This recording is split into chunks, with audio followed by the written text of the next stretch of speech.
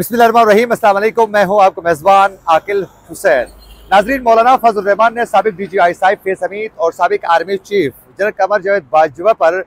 उस वक़्त इमरान खान की हुकूमत के खात्मे के लिए साजिश रचाने के इल्ज़ाम लगाते हुए बड़े खौफनाक किस्म के उन्होंने एक निजी प्रोग्राम में इंकशाफात कर चुके थे। उस हवाले से आज साबिक DGI फेस हमीद और साबिक army chief general Qamar Javed Bajwa दोनों जो हैं वो मैदान में आकर दो टोक अंदाज में अपना पैगाम जारी करते हुए मौलाना फजल रहमान को एक पैगाम भी वो जारी कर चुके हैं। एक तो इसकी तफसीलात आपके सामने रखेंगे, उसके साथ साथ ये भी आप लोगों को बताएंगे कि अचानक मौलाना फजल रहमान साहब को क्या हुआ है कि मुस्लिम लीग नून का साथ छोड़ दिया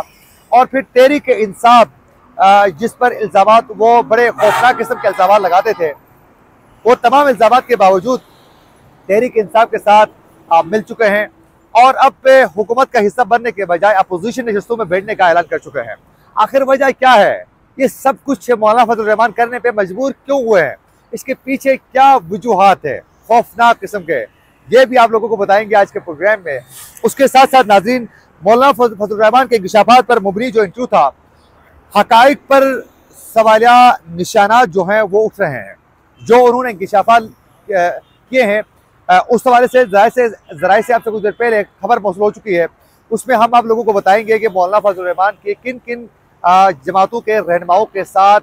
उस वक़्त army chief general Qamar Javed Bajwa के साथ मुलाकात हो चुकी थी और DGI फेस हमीद उसमें थे या नहीं थे, ये भी आप लोगों को बताएंगे आज के प्रोग्राम में। अगर आप लोगों ने अभी तक हमारे चैनल को सब्सक्राइब नहीं किया है तो हमारे चैनल को ज़रूर सब्सक्राइब करें और बेल आइकन क्लिक करना ना भूलिए, ताकि इस तरह की अपडेट्स जो हम आप तक पहुँचाना चाहते हैं वो बर वक्त आप तक पहुँच सकें। अगर आप लोग हमारे वीडियो को लाइक या फिर शेयर कर लेते हैं तो उससे यकीनन हमारी हौसला अफजाई होगी और हम मज़ीद रिसर्च करके अच्छे प्रोग्राम्स बर वक्त आप तक पहुँचाने की पूरी कोशिश करेंगे। तो अभी और इसी वक्त हमारे चैनल को सब्सक्राइब करके इस वीडियो को लाइक लाजमी आप लोगों ने करना है और फेसबुक पेज को भी ज़रूर फॉलो कीजिएगा। नाज़रीन, आप सबको खूबी आगाह हैं कि जिस तरह मुस्लिम लीग नून और पीपल्स पार्टी को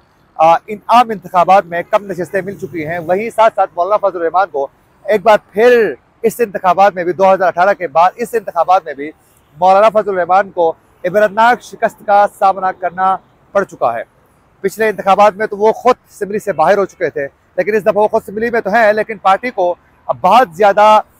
इस वक्त जो है वो शिकस्त का सामना है। तो मौलाना फजल रहमान साहब ने अचानक जो है मुस्लिम लीग नून का साथ उन्होंने छोड़ दिया, साफ इनकार करते हुए उन्होंने अपोजिशन में बैठने का ऐलान करते हुए तहरीक इंसाफ के जानिब जो है वो हाथ बढ़ा चुके हैं। बाकायदा प्रेस कॉन्फ्रेंस करके उन्होंने हुकूमत का हिस्सा न बनने का साफ इनकार कर लिया और बल्कि उन्होंने मुस्लिम लीग नून समेत दीगर जमातों को, पीपल्स पार्टी को भी अपोजिशन में बैठने की उन्होंने दावा दे दी और कहा कि हम अपने जो मजलिस शूरा है उनके साथ, हम पार्टी के तमाम रहनुमाओं के साथ बाकायदा एक लाएअमल तय करने के बाद मुल्क में इंतखाबात में होने वाली धांधली पर हम सख्त रद्द-अमल सामने रखेंगे, ये वो ऐलान कर चुके हैं।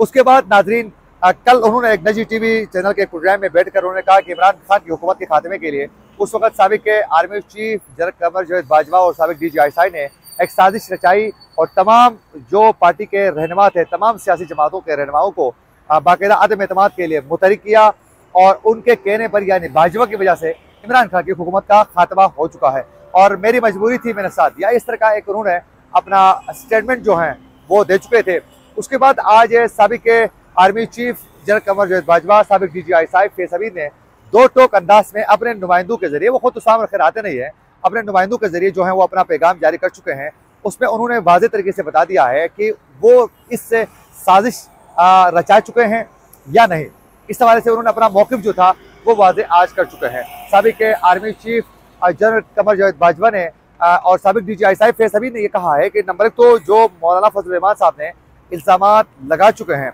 या DGI फेस हमीद का मौक़िफ़ है कि लगा चुके हैं, उसकी हम तरतीब करते हैं, ऐसा कुछ नहीं हुआ है। उन्होंने ये वाज़ेह कर दिया है, जिस वक्त अदम एतमाद तहरीक पेश की जा रही थी तो उस वक्त मैं DGI नहीं था, बल्कि मैं उस वक्त कोर कमांडर पेशावर था और तो मैं इस्लामाबाद में मौजूद ही नहीं था। तो मौलाना फजल रहमान साहब ने ये गलत इल्ज़ाम लगाए हैं, उन्होंने ये वाज़ेह कर दिया। उसके साथ साथ साबिक army chief general Qamar Javed Bajwa ने यह वाज़ेह कर दिया है कि नंबर एक तो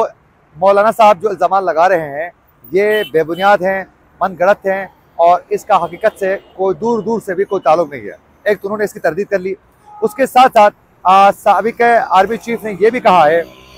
कि मौलाना फजल रहमान साहब जो हैं ये जो कुछ इल्ज़ाम लगा रहे हैं वो भी हलफ उठाकर इस पर बात करे और वो अपना मौक़िफ़ दे दे। मैं भी इस पर जो है अपना हलफ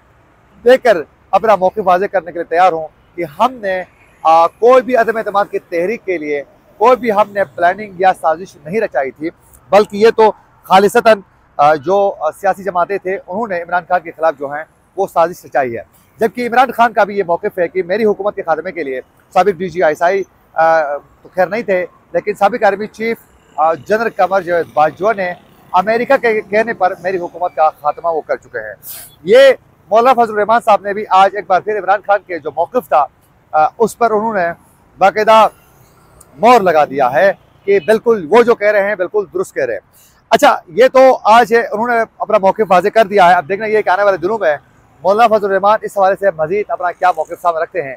लेकिन आप लोगों को मैं बताता चलूँ कि अचानक के मौलाना फजल रहमान साहब ने ये सब कुछ क्यों कर रहे हैं, आखिर का वजह क्या है कि अचानक इतने ज़्यादा मुतहरिक होकर मुस्लिम लीग नून का वो साथ छोड़ चुके हैं। वजह क्या बनी है नाज़रीन? इसकी वजह असल में ये बनी है कि मौलाना फजल रहमान साहब को मुस्लिम लीग नून की जानिब से ये सॉफ्ट कार्नर मिल चुका था कि उनकी हुकूमत अगर इंतखाबात में भारी अक्सरियत से जीत जाती है तो फिर सदर के उम्मीदवार जो हैं होंगे वो मौलाना फजल रहमान होंगे। तो बड़ी आस लगा के बैठे हुए थे कि नंबर एक तो मुझे सदारत के ओहदे पर फाइज किया जा सकता है और करेंगे। एक तो उनके लिए ये उम्मीद एक जागी हुई थी। उसके साथ साथ वो ये समझते थे कि इस तरह इस्टेब्लिशमेंट जो है मुस्लिम लीग नून के लिए जहाँ एक जानिब गेम प्लान जो है वो तरतीब देकर उनको जितवाने में अपना किरदार इस्टेब्लिशमेंट अदा करेगी, वहीं वो ये समझते थे कि मेरे लिए भी कोई गेम प्लान के साथ जो है कोई ना कोई गेम बनाई जाएगी जिससे मेरी भी जीत यकीनी हो जाएगी। लेकिन इस्टेब्लिशमेंट की जानिब से मौलाना फजल रहमान पर कोई हाथ नहीं रखा गया और उसकी वजह से मौलाना फजल रहमान साहब को बिलखुसूस खैबर पख्तूनख्वा में तहरीक इंसाफ के हाथों ही ज़बरदस्त धुलाई के बाद उन्हें इबरतनाक शिकस्त का सामना करना पड़ा। इस शिकस्त के बाद उनको पता था मौलाना फजल रहमान साहब को कि खोने के लिए कुछ भी नहीं बचा है और मुस्लिम लीग नून भी उनके लिए वो कुछ नहीं दे सकती है जिसका वो आस लगा के बैठे हुए हैं। लिहाजा उन्होंने वक्त से पहले ही अपनी अहमियत बढ़ाने के लिए बाकायदा एक प्लान तरतीब दे दिया और फिर उस प्लान के जरिए तहरीक इंसाफ के लिए सॉफ्ट कार्नर पैदा कर दिया। तहरीक इंसाफ के लिए सॉफ्ट कार्नर पैदा करने के बाद तहरीक इंसाफ की जानिब से मौलाना फजल रहमान के साथ मुलाकात के लिए बाकायदा उन्होंने कोशिश की और मुलाकात की तहरीक इंसाफ की जानिब से, और तहरीक इंसाफ के रहनुमाओं ने बाकायदा असद कैसर समेत दीगर रहनुमाओं ने मुलाकात की और फिर खान का मौक़िफ़ और आगे धांधली के हवाले से मिल के आगे बढ़ने के हवाले से बातचीत का सिलसिला आगे बढ़ाया गया और मौलाना फजल रहमान साहब जो हैं अब तहरीक इंसाफ के साथ आगे मिल के बढ़ने वाले हैं, यानी अपोजिशन नशस्तों में भी बैठेंगे और उसके साथ साथ धांधली के खिलाफ मुल्क भर में जो तहरीक चलेगी उसमें तहरीक इंसाफ भी इनके साथ होगी। अब समझ में ये नहीं आता है, कल तक मौलाना फजल रहमान साहब ये कहते थे कि इमरान खान और उसकी पार्टी जो है वो यहूदी लॉबी के लिए आलाकारी कर रहे हैं और इमरान खान यहूदी लॉबी की जानिब से पाकिस्तान में इसको बाकायदा यहाँ इंस्टॉल किया जा चुका है। वो ये समझते थे कि ये यहूदियों का एजेंट है। कल तक खौफनाक किस्म के इमरान खान के ऊपर इल्ज़ाम लगाते थे और अजीब व गरीब किस्म के, लेकिन आज वही यहूदी एजेंट के साथ जो है मौलाना साहब बैठने के लिए तैयार हैं। अब ये समझ में नहीं आता है कि अभी पाकिस्तान तहरीक इंसाफ के बानी इमरान खान ने यहूदी एजेंटी ख़त्म की है या फिर मौलाना फजल रहमान साहब उस वक़्त गलत थे।